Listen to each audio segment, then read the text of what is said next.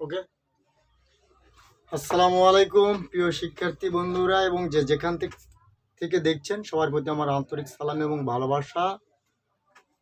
আজকে class top মাই স্টুডেন্টের পক্ষ থেকে আমরা যে বিষয় নিয়ে কথা বলবো সেটা হচ্ছে ইংরেজি গ্রামার থেকে কথা বলবো।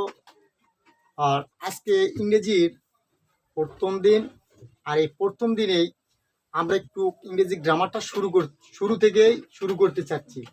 সবাই কি বলো? হ্যাঁ। তো আমরা আজকে ইংরেজি প্রথম শুরু লেটার থেকেই শুরু করি, তাই নাকি? অক্ষর থেকেই আমরা শুরু করব, তাই না?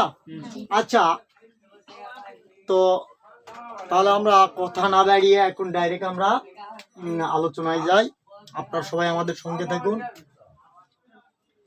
লেটার, আমরা যদি বলি লেটার কাকে বলে, লেটার কাকে বলে, আমরা বলতেই পারি LETTER, তাই না? এই লেটার। এখন আমরা লেটার বলতে কি বুঝি? ইংরেজিতে ইংরেজিতে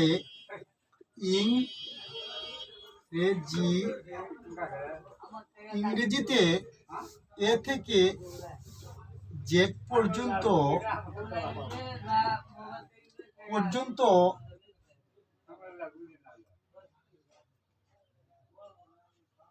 বর্ণকে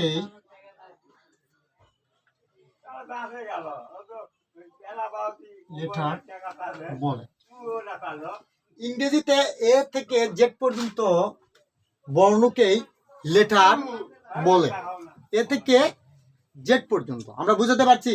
ইংরেজি কয়টি অক্ষর আছে? 26টি অক্ষর আছে। কয়টি অক্ষর আছে? 26টি অক্ষর আছে। এই 26টি প্রতিটি অক্ষরই একটা করে কি লেটার, একটা করে কি লেটার। লেটারটা কি শব্দ? ইংরেজি শব্দ। লেটারটা কি শব্দ? ইংরেজি শব্দ, তাই না? তাহলে এর বাংলাটা হচ্ছে বর্ণ। বাংলাটা কি? বর্ণ। তাহলে আমরা লেটার শব্দের অর্থ হচ্ছে কি? বর্ণ। লেটার শব্দের অর্থ হচ্ছে কি? বর্ণ। জুম করে দাও। লেটার শব্দের অর্থ কি? বর্ণ। লেটার শব্দের অর্থ হচ্ছে বর্ণ। লেটার শব্দের অর্থ হচ্ছে বর্ণ, তাই না? তাহলে লেটারটা কাকে বলে? ইংরেজি থেকে এ থেকে জেড পর্যন্ত বর্ণকে এক একটি লেটার, একটি একটি বর্ণকে কি বলা হয়? লেটার বলা হয়। যেমন এ একটি লেটার, একটি লেটার, একটি লেটার।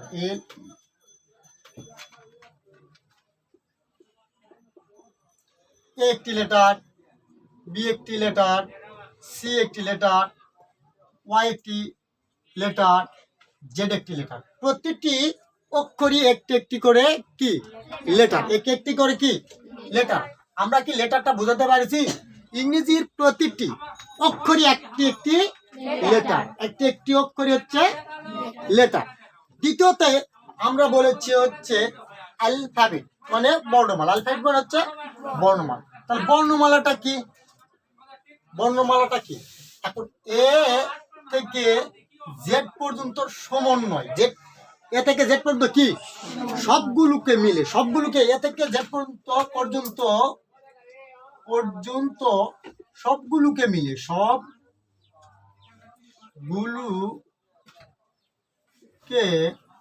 মিলিয়ে আমরা কি বলবো? অ্যালফাবেট বলবো। কি বলবো? অ্যালফাবেট বলবো, তাই না? অ্যালফাবেট বলবো। কি বলবো আমরা? তাহলে লেটার অ্যালফাবেট তোমরা বুঝতে পারছো? লেটার প্রতিটি অক্ষর হচ্ছে একটি একটি বর্ণ, প্রতিটি অক্ষরই হচ্ছে একটি একটি বর্ণ। আর সবগুলো বর্ণকে এক জায়গায় যেটা করা হয় তাকে কি বলা হয়? অ্যালফাবেট বলা হয়। অ্যালফাবেট বলা হয়। কথাটা ক্লিয়ার? আচ্ছা, আমরা গেলাম অ্যালফাবেট সম্পর্কে জানলাম। আবার তৃতীয়তে ভাওয়েল নিয়ে আমরা কথা বলছি। ভাওয়েল মানে কি? স্বরবর্ণ। ভাওয়েল মানে হচ্ছে স্বরবর্ণ। ভাওয়েল মানে কি? স্বরবর্ণ কাকে বলে? স্বরবর্ণ কাকে বলে? ইংরেজিতে আমরা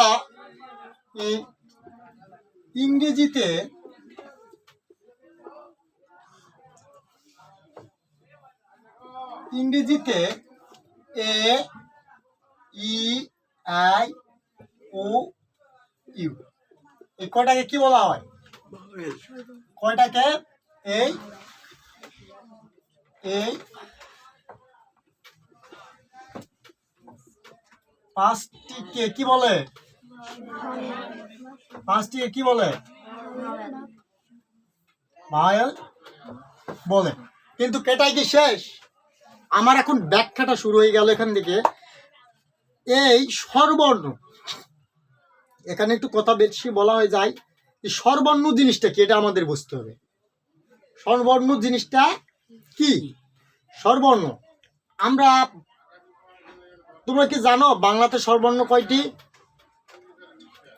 বাংলাতে স্বরবর্ণ কয়টি? 11টি। এদের কাজ কি তোমরা জানো?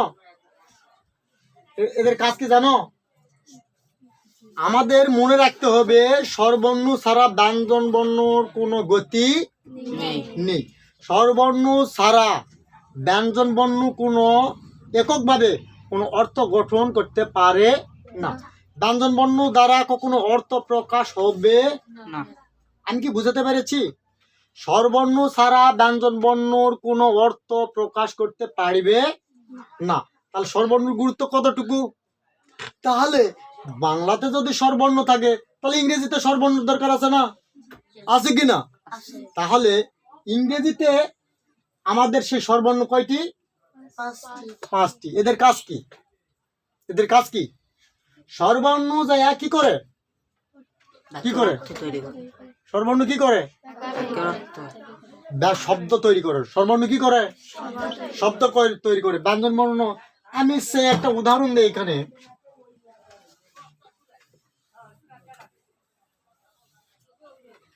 এখানে আমরা উদাহরণ দেখি যে স্বরবর্ণ খুব গুরুত্বপূর্ণ একটা বিষয়। স্বরবর্ণ কি? খুব গুরুত্বপূর্ণ বিষয়। যেমন এখানে আমি একটা ও কে ই, এর কোন অর্থ বের হবে? এর ভিতর কি স্বরবর্ণ নাই? এই যে স্বরবর্ণ আছে। শুধু স্বরবর্ণ আবার থাকলেই চলবে না, যেখানে থাকার প্রয়োজন সেখানেই থাকতে হবে। আমি কি বুঝাতে পারছি বিষয়টা?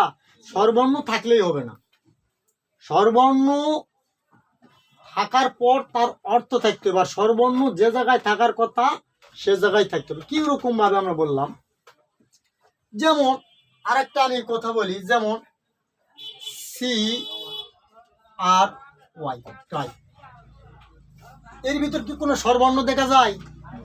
স্বরবর্ণ দেখা যায়? ভাওয়েল দেখা যায়? তাহলে কি এটা ওয়ার্ড হবে? ওয়ার্ড হবে না। কিন্তু এর ভিতরে একটা কথা বলি, এর সাথে আমি একটা যোগ করে দিলাম ওয়াই। ওয়াইটাকে কি ভাইল বলে? সিম্পল ভাইল বলে। কি বলে? সিম্পল ভাইল বলে বা সিমি ভাইল বলা হয়। এই ভাইলটা হচ্ছে কি, অনেক সময় এরা না থাকার পরেও এ যায় হচ্ছে অর্থটা প্রকাশ করে। ট্রাই মানে কি? কাদা। কান্নাকাটি করো তোমরা? কান্নাকাটি করো? রেজাল্ট খারাপ হওয়ার পর কান্নাকাটি যারা করেছেন, এই কাদাটা। ঠিক আছে। ড্রাই মানে কি? ডি আর ওয়াই। ড্রাই মানে কি? শুকিয়ে যাওয়া, মরে যাওয়া। ড্রাই মানে কি? শুকিয়ে যাওয়া বা মরে যাওয়া। তাহলে ওয়াইটাও আমরা সাথে আজকে শিখলাম। কি জন্য? আজকে উদ্দেশ্য কি? আজকে আমরা ভালোভাবে শিখবো। কি? ভালোভাবে শিখবো, তাই না? এখন প্রশ্নটা হচ্ছে এই যে স্বরবর্ণ, আমরা স্বরবর্ণ 5টি, যেমন আমরা বলি এই স্বরবর্ণ ছাড়া তোমাদের কোনো অর্থ প্রকাশ হবে না। যেমন এম,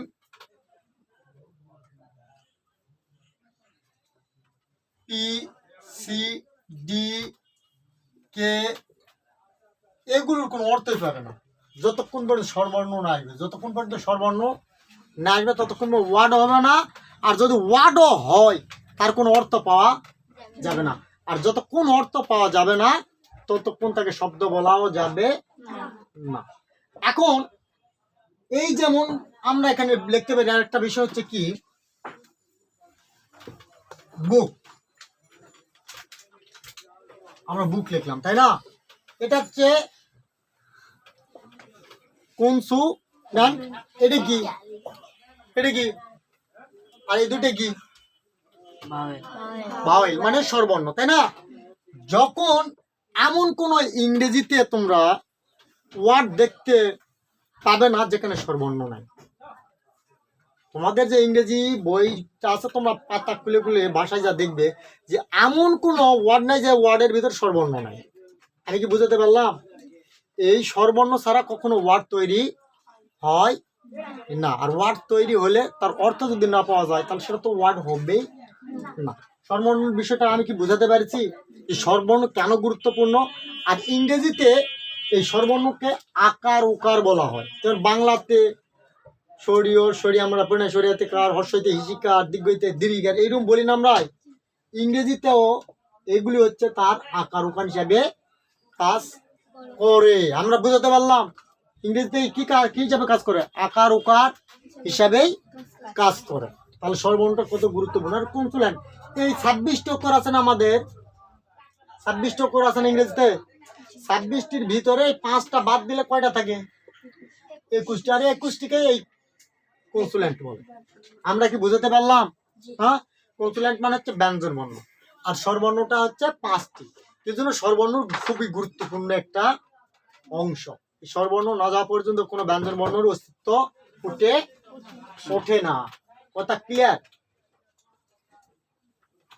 এটা হচ্ছে। আর হচ্ছে এখানে একটা কথা আমি না বলে লেটার নিয়ে একটু কথা বলতে চাই। এই লেটার মানে বর্ণ, ইংরেজি শব্দ। লেটার মানে কি? বর্ণ, তাই না? আচ্ছা, এই অঙ্কর ক্ষেত্রে আমরা কি বলবো? বাংলার ক্ষেত্রে বর্ণ,